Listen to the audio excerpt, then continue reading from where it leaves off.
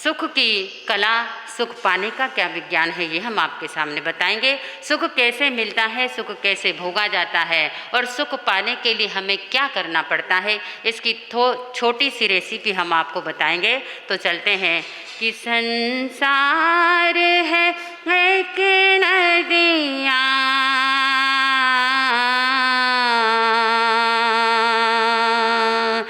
सुख दुख दो किनारे हैं, अब बोलो कहाँ जाए,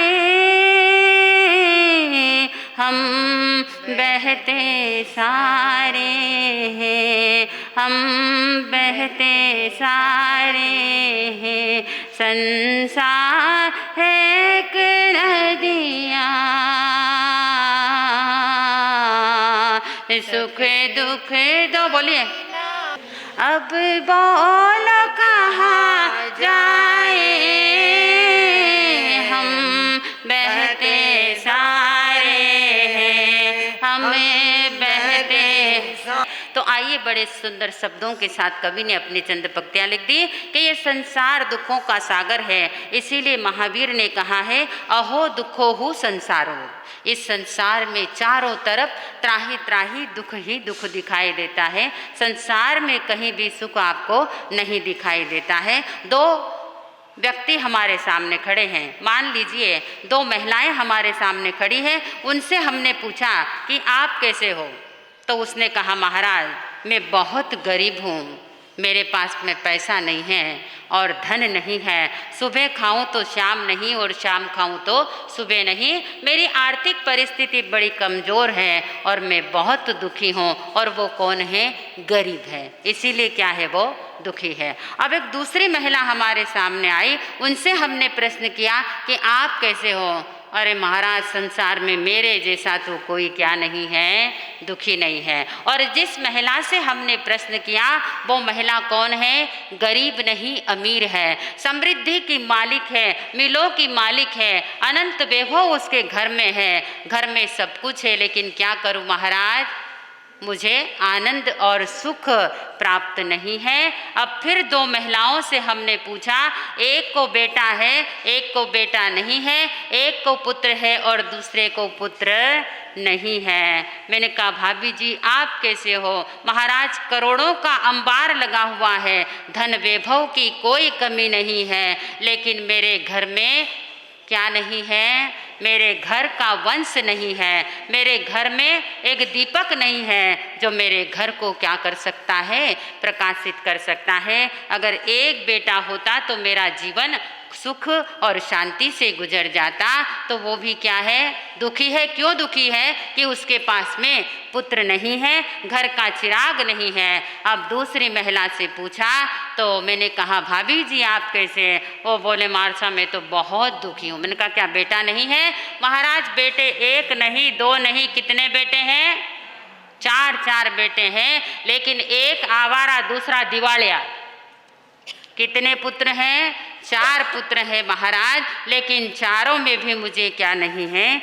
शांति नहीं है। चारों ने इतना दुखी कर रखा है, एक भी कहने में नहीं है। हम कहते हैं तुम पूर्व चलो तो वह पश्चिम की ओर जाएंगे, और हम कहते पश्चिम चलो तो वह कहाँ चले जाएंगे। तो देखिए, चारों महिलाएं हमारे सामने हैं, लेकिन कोई भी क्या नहीं है?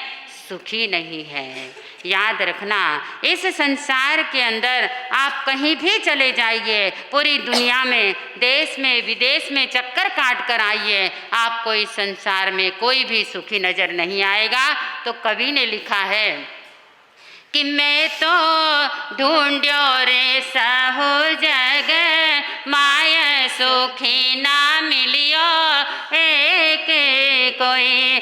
मैं तो ढूंढ्यो रे सहु जग, माया सुखी ना मिलियो एक कोई। देह मिली देवासी सुंदर, रोगन छोड़ेला।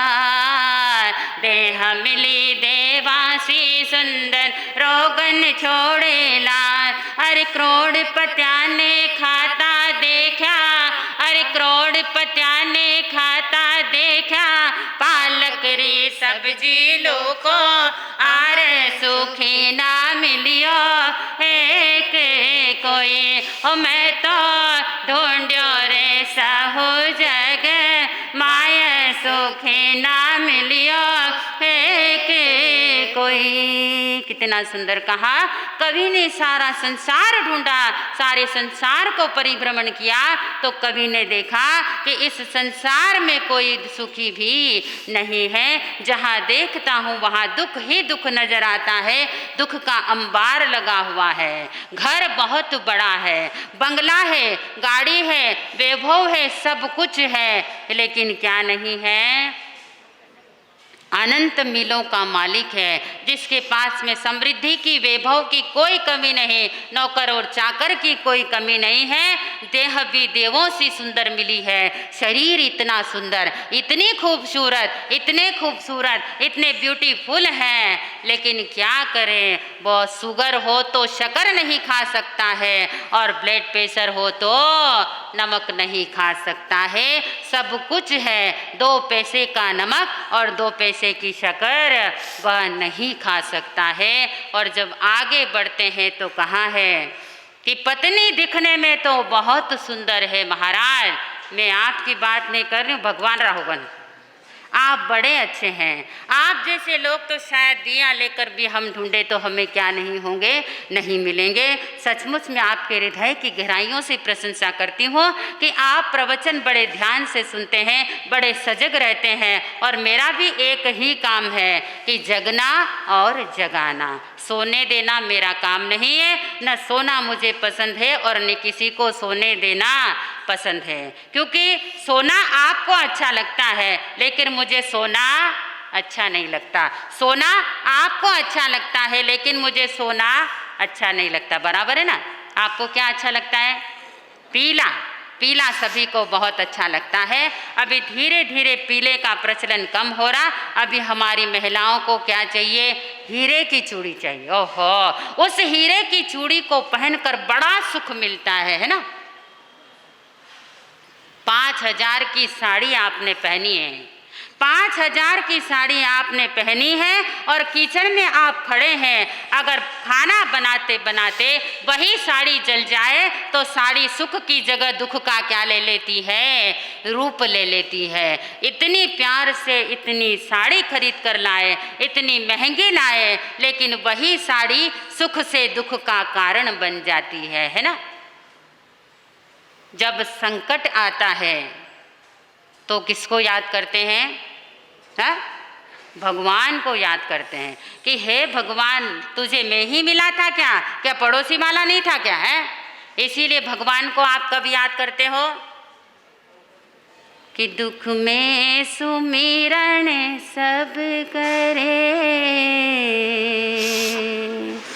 सुख में, बोलिए, तो बोलेंगे एक बार कि दुख में सुमिरन सब करे, सुख में करे न कोई। जो सुख में सुमिरन करे, दुख काहे को होए कबीरा, दुख काहे को होए। दुख में सुमिरन सब करे, सुख में करे न कोई। जो सुख में सुमिरन करे, दुख काहे को होए कबीरा, दुख काहे को होए।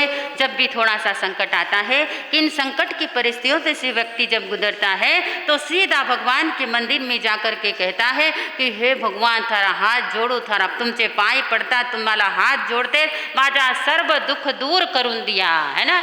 मेरे सारे संकट को हर लेना। अगर नहीं हरा तो मेरे जैसा क्या नहीं होगा?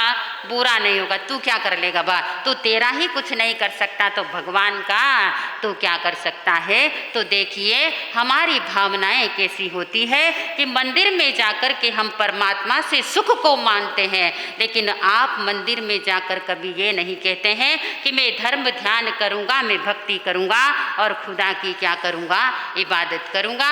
नहीं महाराज, संसार का व्यक्ति बहुत स्वार्थी होता है, वो परमात्मा से भी क्या कर लेता है, सौदे कर लेता है। देखिए हमारे जीवन में इन महिलाओं के मुँह से कि जब महाराज शादी होती है और बारात आती है तो क्या लगाए जाते हैं, बड़े बड़े फटाके लगाए जाते हैं ना। बारात आती है और बड़े बड़े फटाके छोड़े जाते हैं, और जब फटाके छूटते हैं तो सभी का दिल दहल नहीं जाता, सभी को बहुत आनंद आता है, सब बहुत खुश हो जाते हैं कि बारात हमारे द्वारे पर आ गई है। और थोड़ी सी देर के बाद खुदा न खास्ता अगर वहीं कहीं बम छोड़ देवे तो कितना दुख का अनुभव होता है। आग ये भी है, आग वो भी है, लेकिन एक सुख को देती है और दूसरी आग दुख का कारण बन जाती है। तो ये दुख और सुख की परिभाषा है। और दूसरी बात, चलते चलते अगर पैर में चलते चलते अगर पाँव में कांटा लग जाए तो दुख का अनुभव होता है। चलते चलते पाँव में कांटा लग जाए तो दुख का अनुभव होता है। और कान बिंधाते हैं जब आपको क्या होता है, सुख का अनुभव होता है। तो सुख और दुख हमारे हृदय से पैदा होते हैं। जहाँ जहर होता है वहाँ अमृत भी बरसता है, और जहाँ अमृत बरसता है वहाँ पर जहर भी बरसता रहता है। तो कैसे सुख को प्राप्त होता है, हम छोटी सी बात आपके सामने बताएंगे। वैसे शास्त्र के अंदर महापुरुषों ने 3 प्रकार का सुख बताया। परसों मैंने आपसे सुख 2 प्रकार के बताए थे। कौन सा सुख था?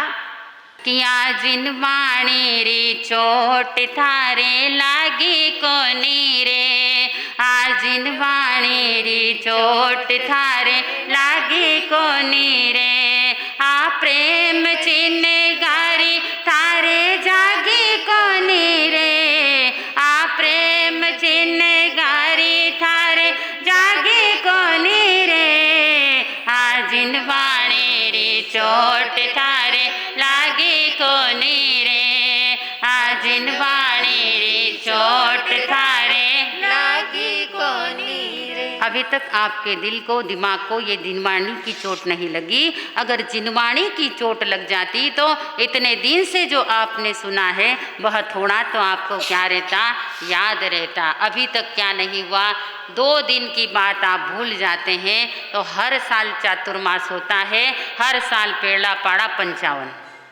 है ना। ऐसे करेंगे तो कैसे काम चलेगा। हमारी मेहनत सब कुछ व्यर्थ जा रही है। हमने जितना भी पानी आपको पिलाया वह सब व्यर्थ जा रहा है। अगर भरे मटके के अंदर आप कितना भी पानी डालोगे तो वह क्या होगा, बाहर ही जाएगा। मुझे भी लगता है कि आपके प्रवचन सुनने का मटका पूरा भर गया है, और मैं 100% आपसे यही कहती हूँ कि अब सुनना बंद कर दीजिए, अब चिंतन कीजिए। अब चिंतन का समय आया है, सुनने से कोई फायदा नहीं। अगर सुनकर के जीवन में नहीं उतारा, अगर आचरण नहीं किया तो कोई बात नहीं। आपने 2500 वर्ष तक सुना है, अब इस 4 महीने में चिंतन कीजिए तो आत्मा क्या बन जाएगी, परमात्मा बन जाएगी। मैंने कितने प्रकार का सुख बताया था 2 दिन पहले। हाँ देखिए, उन श्रावक जी ने याद रखा। कितने प्रकार का? 2 प्रकार का। कौन सा था? वाह वाह वाह, बहुत अच्छी बात, गुड। एक भौतिक था, दूसरा आध्यात्मिक था। ये तो हो गया 2 प्रकार का सुख। अब कहते हैं कि सुख की जातियां कितनी हैं। सुख की जातियां कितनी हैं? 3। सुख की 3 जाति है, सुख, महासुख और परम सुख। सुख होता है आप लोगों के पास में, संसारी लोगों के पास में आकर के क्या होता है, चला जाता है। और महासुख होता है देवों के पास में, कई वर्षों तक रहता है और चला जाता है। और परम सुख होता है सिद्धों के पास में, जो आने के बाद कभी जाता नहीं है। तो मेरा आपसे निवेदन है कि आपको कौन सा सुख पसंद है? वाह रे वाह, लई होशियार है तुम। एक सीढ़ी चढ़ी नहीं, उसके पहले तुम 500 सीढ़ियाँ चढ़ना चाहते हो तो जरूर नीचे गिरेंगे। महासुख पसंद है आपको ना? कैसे मिलेगा महासुख? कैसे मिलेगा? यहाँ बैठे बैठे कहाँ सुख को ढूंढ रहे हैं? एक महिला की अंगूठी गुम गई और मुझसे आकर के, यहाँ की बात नहीं हो, हाँ मैं पहले आपको क्लियर कर दूँ, प्रवचन होने के बाद आप मुझे पकड़ेंगे। किसी और जगह की बात कर रही हूँ और आप बिल्कुल निश्चिंत रहना, यहाँ से जाने के बाद भी मैं आपकी कोई बात नहीं करूँगी, क्योंकि आप तो बहुत अच्छे हैं और बात भी उन्हीं की होती है कि जिनमें कुछ बात होती है। बात उन्हीं की होती है जिनमें कुछ बात होती है। तो मैं आपसे कह रही थी कि हम अपने जीवन के अंदर महासुख को प्राप्त करना चाहते हैं तो सबसे पहले आपको क्या करना पड़ेगा? इच्छाओं पर नियंत्रण रखना पड़ेगा। जब तक हमारी इच्छाओं पर नियंत्रण नहीं होगा तब तक हमें महासुख की प्राप्ति नहीं होगी। एक संत के पास में एक जिज्ञासु पहुंचा, एक संत के पास एक जिज्ञासु पहुंचा और जिज्ञासु ने निवेदन किया कि मैंने जीवन में बहुत कुछ करने का प्रयास किया, बहुत कुछ समस्याओं को समझने का प्रयास किया, लेकिन मेरी समस्याएं क्या नहीं हुई, अभी तक सुलझी नहीं है। और मैं ये चाहता हूँ कि आप मेरी छोटी सी शंका का क्या करें, समाधान करें। आप सभी इधर ही देख रहे हैं ना, मेरी बात पर गौर करना, नहीं तो कोई लिख रहा है, कोई पढ़ रहा है, कोई माला फेर रहा है, क्योंकि एक समय में एक ही काम हो सकता है, दो काम नहीं हो सकते हैं। व्यक्ति कहाँ पहुंचा? एक जिज्ञासु संत के पास में पहुंचा और संत से निवेदन किया कि मैं कई जगह पर घूम कर आया हूं, लेकिन मेरी शंकाओं का समाधान नहीं हुआ है। मेरा आपसे निवेदन है कि मेरी छोटी सी बात का समाधान करें। उन्होंने कहा तुम अपना प्रश्न पूछिए, मैं तुम्हारी शंकाओं का समाधान कर दूंगा। उसने पूछा कि मुझे सुख के दर्शन कराइए। क्या कहा? मुझे सुख के दर्शन कराइए कि सुख होता क्या है। उन्होंने कहा ठीक है, लेकिन तुम मेरा एक छोटा सा काम करो कि ठीक सामने एक तालाब है, तालाब में एक मगरमच्छ रहता है, वही तुम्हारे प्रश्नों का क्या देगा? जवाब देगा। अब गुरु ने बताया, उस मार्ग पर वो जिज्ञासु क्या हो गया, चल पड़ा और जाने के बाद तालाब के किनारे खड़ा होकर उस मगरमच्छ से उसने यही सवाल किया कि हे मगरमच्छ, मेरा प्रणाम स्वीकार कीजिए और मेरी शंकाओं का समाधान कीजिए। बोलो भाई, क्या शंकाएं हैं आपकी? उसने कहा कि मैं सुख के दर्शन करना चाहता हूँ। तो बात जरा ध्यान से सुनना, बड़ी सुंदर बड़ी सटीक बात है और छोटी सी बात में गागर में सागर समाया हुआ है। अगर आप अपने जीवन में उतारेंगे तो शायद आपको दोबारा प्रवचन सुनने की आवश्यकता नहीं पड़ेगी। तो वो कहने लगा, मगरमच्छ तुम्हारा प्रश्न क्या है? तुम्हारा प्रश्न मुझे बताइए, मैं शंका का समाधान करूंगा। उसने कहा कि मुझे सुख के दर्शन करना है, तुम मुझे सुख के दर्शन कराओ। उसने कहा मैं अवश्य तुम्हें सुख के दर्शन कराऊंगा, लेकिन पहले तुम मेरा एक काम करो। अगर तुम मेरा एक काम करते हो तो मुझे तुम्हारा एक काम करने में कोई आपत्ति नहीं है। उसने कहा मुझे तुम पानी पिला दो। किसने कहा? उस मगरमच्छ ने उस जिज्ञासु से कहा कि मैं बहुत प्यासा हूँ, तुम मुझे क्या पिला दो? पानी पिला दो। क्या कहा? पानी पिला दो। आपको सुनकर भी क्या आ रही होगी? हंसी आ रही होगी कि पानी में रहने वाला मगरमच्छ क्या कहता है? पानी में मीन प्यासी, मोहे सुन सुन आवे हासी। पानी में मछली कभी क्या नहीं होती है? प्यासी नहीं होती। इसलिए कहा कि पानी में प्यासी एक मछली, पानी में पानी ढूंढ रही। पानी में प्यासी एक मछली, पानी में पानी ढूंढ रही। बेहोशी जगत का ये मानो, इस जग में सुख को ढूंढ रहा। पानी में प्यासी एक मछली, पानी में पानी ढूंढ रही। पानी में पानी ढूंढ रही। कितना सुंदर कहा कि पानी में रहने वाली मछली अगर कहे कि पानी में मीन प्यासी मोहे सुन सुन आवे हासी, कि पानी में रहने वाली अगर मछली अगर मीन प्यासी है तो हमारे दिल को थोड़ी सी क्या लगती है, ठेस लगती है और हंसी भी आती है कि पानी में रहने वाला जीव, अथाग सागर में रहने वाला जीव, ये मगरमच्छ उसकी बात को सुनकर के उस युवक को क्या आने लगी, हंसी आ गई है कि अरे भैया तुम कैसी बातें कर रहे हो, अथाह जल राशि में तुम पड़े हो और अनंत जल राशि में 24 घंटे तुम रहते हो, चारों पहर नहीं 10 पहर तुम रहते हो और तुम कह रहे हो कि मुझे क्या पिलाओ, पानी पिलाओ। मुझे बड़ा आश्चर्य आ रहा है, मुझे हंसी आ रही है। तब मगरमच्छ ने क्या कहा, जरा ध्यान से सुनना कि ला ला ला ला ला ला ला ला ला ला ला ला ला ला ला ला, अंतर की आत्मा की शक्ति भारी, अंतर की आत्मा की शक्ति भारी, कर तो इसकी तो जान सारी, पहचान सारी, अंतर की आत्मा।